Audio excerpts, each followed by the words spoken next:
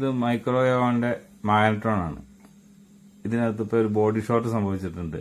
അപ്പോൾ ഞാനിത് കംപ്ലീറ്റ് അഴിച്ചു മാറ്റി ഇതിൻ്റെ ഈ പിന്നിലായിരുന്നു ബോഡി ഷോട്ട് വന്നത്. ഇവിടെ ഹൈ വോൾട്ടേജ് സ്പാർക്ക് അടിച്ചിട്ടാണ് ഇവിടെ ബ്ലാക്ക് ആയിട്ട് കിടക്കുന്നുണ്ട്. ഇതിലാണ് ബോഡി ഷോട്ടായിട്ട് വന്നത്. അപ്പോൾ ഞാൻ അതിനകത്ത് ആ പിന്ന് ഇതിനകത്ത് ഊരി മാറ്റി. എന്നിട്ട് ഇപ്പോൾ ഒരു നല്ല കട്ടിയുള്ള സ്ലീവിന് പോലെ ഞാനിപ്പോൾ ഒരു സ്കെച്ച് പെയിൻറ്റിൻ്റെ ഔട്ടർ ബോഡിയാണ് കട്ട് ചെയ്തിട്ടേക്കുന്നത്. അതുപോലെ 2 പീസും സ്കെച്ച് പെയിൻറ്റിനകത്ത് ഇറക്കി വെച്ച് നന്നായിട്ട് ടൈറ്റാക്കി വെച്ചേക്കുവാണ്. ഇനി ഞാൻ ചെയ്യാൻ പോകുന്നത് ഇതിലൂടെ ഇങ്ങനെ കടത്തി വെച്ചിട്ട് ഇച്ചിരി ഗ്യാപ്പ് കിട്ടാൻ വേണ്ടി ഇതിൻ്റെ ഇടയ്ക്ക് ഒരു സ്കെച്ച് പെയിൻറ്റിൻ്റെ പീസോടെ വയ്ക്കും. എന്നിട്ട് ഇവിടെ പിന്ന് കണക്ട് ചെയ്ത് ഇവിടെ സോൾഡർ ചെയ്ത് പിടിപ്പിക്കാനാണ് ഇപ്പോൾ ഉദ്ദേശിക്കുന്നത്. ശരിയാവുമെന്ന് നമുക്ക് നോക്കാം.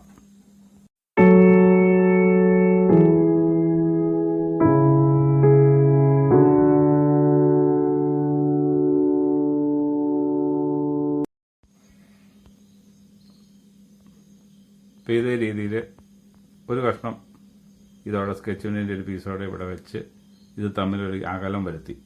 ഹൈ വോൾട്ടേജ് ആയതുകൊണ്ട് നോർമലി ആ പിന്നിൻ്റെ ഏതാണ്ട് ഇത്ര അകലം വരുന്നുണ്ട്. അത് ഇതിൽ അകലം വരുത്തി ശരിക്കും സെല്ലോ ടേപ്പ് കയറ്റി ഒറ്റ പീസാക്കി എടുത്തു. ഇനി നമുക്ക് ഇതിനകത്ത് ഇതിൽ കടത്തി വയ്ക്കാം. ഇതിൽ കടത്തി വെച്ചിട്ട് ഇവിടെ സോൾഡർ ചെയ്യണം. ഈ പിന്നും ഇവിടെ കൊടുക്കണം. അപ്പോൾ എന്നിട്ട് നമുക്ക് ഒന്ന് ടെസ്റ്റ് അടിച്ച് നോക്കാം. അപ്പോൾ ഈ ഭാഗത്തോളം വരുന്നതുകൊണ്ട് ഹൈ വോൾട്ടേജ് എന്തായാലും ഇതിലെ ഇങ്ങോട്ട് ആർക്കിയില്ല. ഇത് തമ്മിൽ നല്ല അകലമുണ്ട്. അപ്പോൾ ഇത് ശരിയാവുമെന്നാണ് പ്രതീക്ഷിക്കുന്നത്. ഇപ്പോൾ നമ്മുടെ ആ പിന്നെ ഇതേ രീതിയിൽ കറക്റ്റായിട്ട് 2 സൈഡിലേക്ക് ഈക്വൽ അകലത്തിൽ കറക്റ്റായിട്ട് ജാമായിട്ട് കടത്തി വെച്ചേക്കുക. അപ്പോൾ തന്നെ ഇത് ഏതാണ്ട് ടൈറ്റാണ്.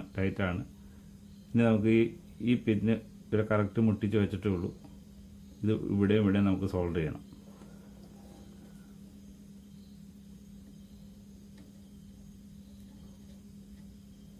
അവിടെ ഓക്കെ ആയി.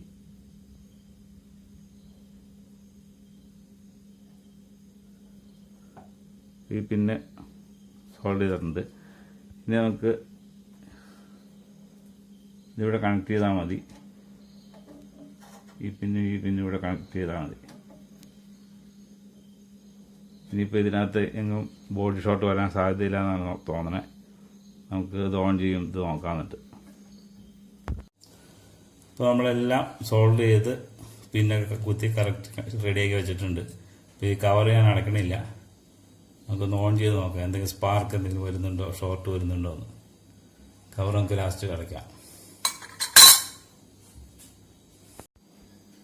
അപ്പോൾ നമുക്കിതൊന്ന് ഓൺ ചെയ്ത് നോക്കാം. ഇനി ആദ്യം പ്ലഗ് ഒന്ന് ഓൺ ചെയ്തിട്ട് ഡിസ്പ്ലേയും ഇത് കാര്യങ്ങളൊക്കെ കറക്റ്റാണ്. എപ്പോഴും ഓൺ ചെയ്യുമ്പോഴാണ് അവിടെ സ്പാർക്ക് വരുന്നത്. നമുക്കത് നോക്കാം.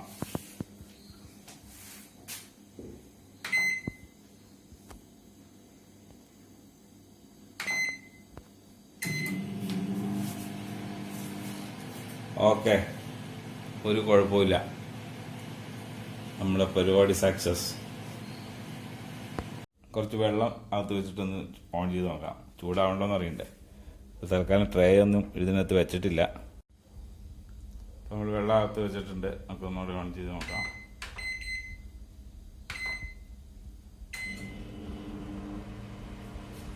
കറക്റ്റാണ്. സ്പാർക്കൊന്നും കാണിക്കാനില്ല.